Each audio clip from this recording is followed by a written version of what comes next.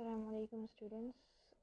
आज मैंने चूज़ किया है कि फ़िज़िक्स सेकेंड ईयर के चैप्टर हीट कर लेते हैं, ठीक है। तो इससे ये फ़ायदा होगा कि एक दफ़ा वीडियो भी रिकॉर्ड हो जाएगी, तो स्टार्ट से अगर चलना होगा तो कंटिन्यू चलेंगे, सही है ना। ओके जी, तो सबसे पहले है हीट। हीट सबसे पहले क्या लिखा हुआ है कि heat as a form of energy in transit. Means heat क्या है, एक फॉर्म ऑफ एनर्जी है, और ट्रांजिट मतलब कि वो मूव करती है, फ़्लो करती है, ठीक है। अब ज़ाहिर फ़्लो करेगी तो कहाँ से करेगी, किसी एक ऑब्जेक्ट से दूसरे ऑब्जेक्ट में या किसी एक बॉडी से दूसरी बॉडी में, ओके। अच्छा जी, many scientist have tried to explain the nature of heat. Up to the beginning of the 19th century it was considered as a weightless fluid. काफ़ी साइंटिस्ट आए और उन्होंने उसकी नेचर को, हीट की नेचर को डिफ़ाइन करना शुरू किया। फिर बाद में ये कंसिडर किया गया कि हीट क्या है, एक ऐसा फ्लूइड है जो वेटलेस है। मीन्स हम उसे मेजर नहीं कर सकते, उसका वेट हम कैलकुलेट नहीं कर सकते, ठीक है। और उस वेटलेस फ्लूइड को नाम क्या दिया गया, caloric, which existed in every material body.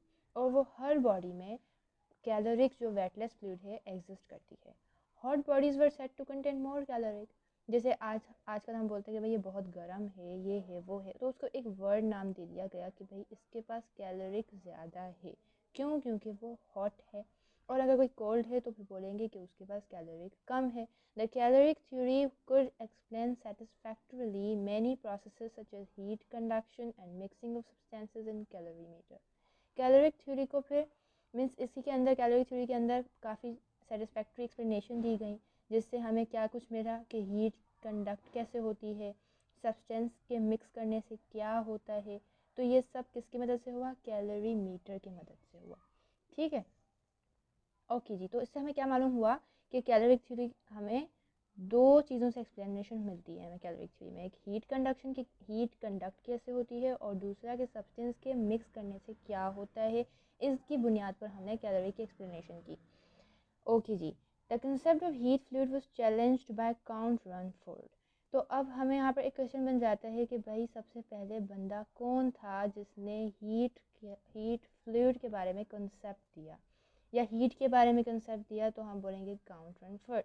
लेकिन आगे बात आनी है वो है जूल की बात, तो फिर हमें मज़ीद अब ये मुकाबला हो जाएगा कि जूल पहला बंदा है या रनफोर्ड पहला बंदा है, तो वो आगे हम देखेंगे, ठीक है। He observed while supervising the boring of cannon that as cannon barrels were being bored। अब यहाँ पर एक बात है किस चीज़ की, जब मतलब उसने एक्सपेरिमेंट करना था तो उसने एक बैरल की मदद से काम किया, जिसे कि हम एक ड्रिल मशीन कह देते हैं, ठीक है, जिसके घूमने से उसके मतलब एक सुराख करने के दौरान वहाँ पर जो हीट प्रोड्यूस हो रही थी उसकी मदद से उसने ये बातें करना शुरू की, कंसेप्ट देना शुरू किया कि भाई जब उसने बोर करना शुरू किया तो एक tremendous amount of heat was given out, ठीक है। तो एक अमाउंट की हीट निकल रही थी according to the caloric theory since the metal chips cut off by the drill. जो भी वो चीज़ें काट रहा था, मेटल चिप्स मीन्स कि ऐसी कोई मेटल थी, जो चिप्स नहीं होती जो कंप्यूटर वगैरह में चिप्स होती हैं, तो आप बस अपनी आसान वर्ड में ये बोल दो कि भाई उसने किसी चीज़ में सुराख करने की कोशिश की और उस सुराख करने के दौरान कोई हीट लॉस हो रही थी, कैलोरिक लॉस्ट हो रही थी, ठीक है। तो मतलब हम इजी वर्ड्स में ये कह सकते हैं the heat given of in the drilling process, कि हीट बाहर निकल रही थी जब वो ड्रिल कर रहा था। The chips should not be the same as the original metal. Means कि आपने फर्स्ट टाइम जब आपने कोई एक्सपेरिमेंट किया तो वहाँ तो वो चिप्स किसी और मेटल की बनी हुई थी। जब आपने सेकंड टाइम किया तो आपने कोई और मेटल का चिप्स लिया, ठीक है। तो कहने का मकसद ये है कि उसने ये कहने की बात की कि मेटल पे डिपेंड नहीं करा कि which metal you are using to check your experiment, to do your experiment, ठीक है। आप मेटल की तरफ जाओगे नहीं, आपने बस ये कॉन्सेप्ट लेना है कि भाई हीट बाहर निकलती है। क्या बोला जा रहा है, the chips should not be the same as the original metal which had not lost caloric. Means chips का कोई कारनामा नहीं है क्या उसके, या जिस मेटल से वो बना हुआ है उसका कोई कारनामा नहीं है कि कैलोरिक लॉस करे, उसमें चिप्स का कोई हाथ नहीं है। But Rumford was unable to find any difference between the chips and the original metal in respect to their ability to hold or give off heat। लेकिन अब इसे ये पता नहीं चला, रमफोर्ड ये एक्सप्लेन नहीं कर पाया कि चिप्स जिस मेटल से बनी हुई है आया वो हीट गिव ऑफ कर रही है या जिससे वो ड्रिल कर रहा है वो गिव ऑफ कर रही है हीट, ठीक है, तो उसे डिफरेंस मालूम नहीं हुई तो कि हीट निकल कहाँ से रही है, कौन है जो हीट बाहर निकाल रहा है, कैलोरी बाहर निकाल रहा है। Okay, in order to further investigate it, जब उसने फर्दर इन्वेस्टिगेट किया तो रैमफोर्ड ने क्या यूज़ किया, एक डल ड्रिल यूज़ की, मीन्स जो कि बेकार है, किसी काम के लिए आप उसे घुमाओ तो वो सुराख नहीं करेगी। Okay, which was unable to cut the metal, वो मेटल भी कट नहीं कर पा रही, लाइक वो बेकार है, ठीक है, जस्ट वो घूम रही है। तो अब उसने क्या देखा कि हीट वो evolve in apparently unlimited quantity as long as the borer was rotated and the supply of heat was inexhaustible.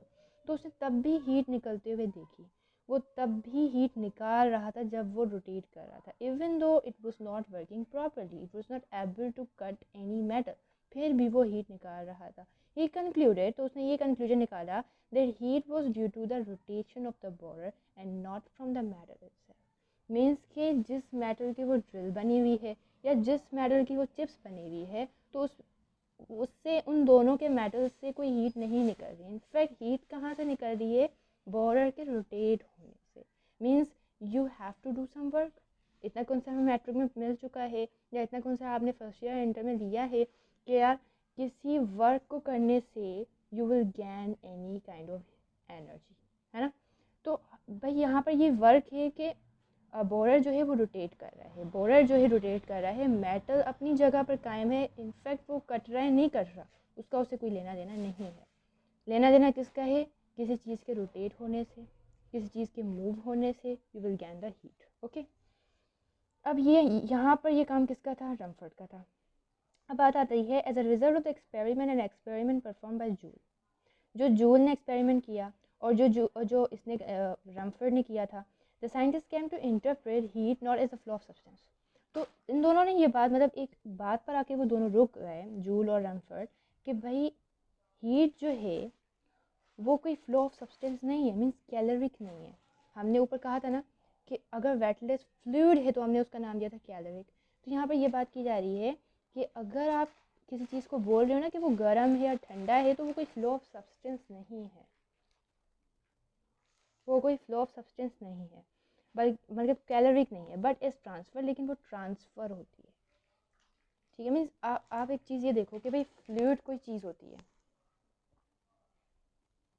Transfer होता है। ट्रांसफ़र मतलब क्या, देखो कोई चीज़ फ्लो कर रही है, वो कोई चीज़ फ्लो करेगी तो ज़ाहिर है वो कोई लिक्विड होगी, जैसे कि फ्लूइड बोला गया है, ठीक है। लेकिन ट्रांसफ़र का मतलब होता है कि यार ये जो प्रॉपर्टी थी वो किसी और बॉडी की थी और अब जो आई है वो इसकी अपनी प्रॉपर्टी नहीं है, ठीक है। ट्रांसफ़र में ये डिफरेंस है।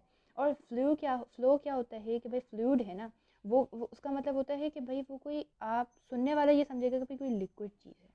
तो ट्रांसफ़र वर्ड से हमें ये नहीं पता चल रहा आया कि ये लिक्विड है कि गैस है, क्या है, ठीक है। लेकिन ये कंसेप्ट मिल रहा है कि यार ये इसकी अपनी प्रॉपर्टी नहीं है, इट्स समवन एल्स, है ना। अच्छा जी, तो क्या है, but is transfer of energy, आगे बात क्लियर की गई है कि ट्रांसफ़र किसकी, एनर्जी की, when heat flows from a hot body to a cold one. ये बात किसने की, जूल ने की।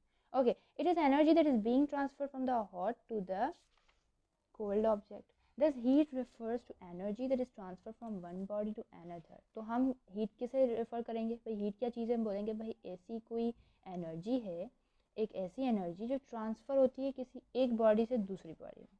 अब कॉन्सेप्ट है भाई, जाहिर है हमने ये पढ़ा है कि फ्रॉम हॉट टू कोल्ड जाएगी, मीन्स इसके पास हीट ज़्यादा होगी, वो देगा, ज़्यादा से कम की तरफ जाएगी। Okay, because of difference in temperature, क्योंकि टेम्परेचर में डिफरेंस है। Heat is not the energy that a body contains in it.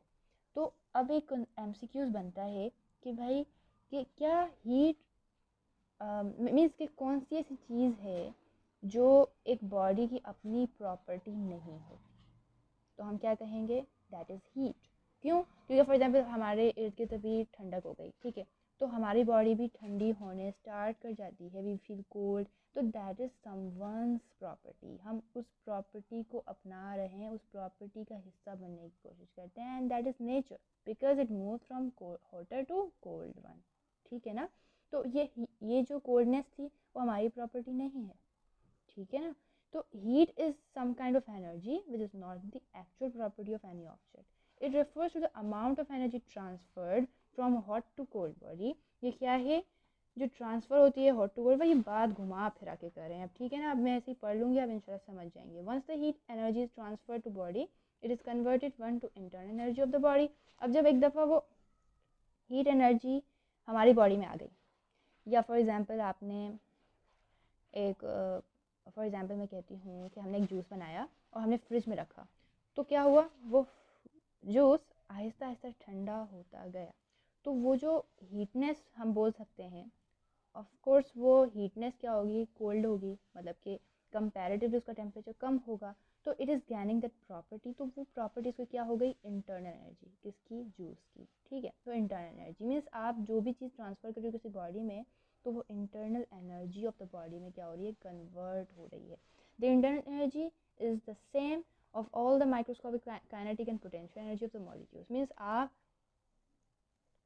Some of kinetic and potential energy को क्या बोल देते हो, इंटरनल एनर्जी, ठीक है, सही है। मीन्स आपने जो भी एनर्जी गेन की वो इंटरनल एनर्जी होगी। अब वो काइनेटिक है या पोटेंशियल है, जो भी है भाई, आपके अंदर वो आ गई आपके, अब वो क्या कहलाई जाएगी, इंटरनल एनर्जी कहलाई जाएगी। The SI unit of heat as for any form of energy is joule. SI unit क्या है, जूल है, ओके। अब बात आती है टेम्परेचर।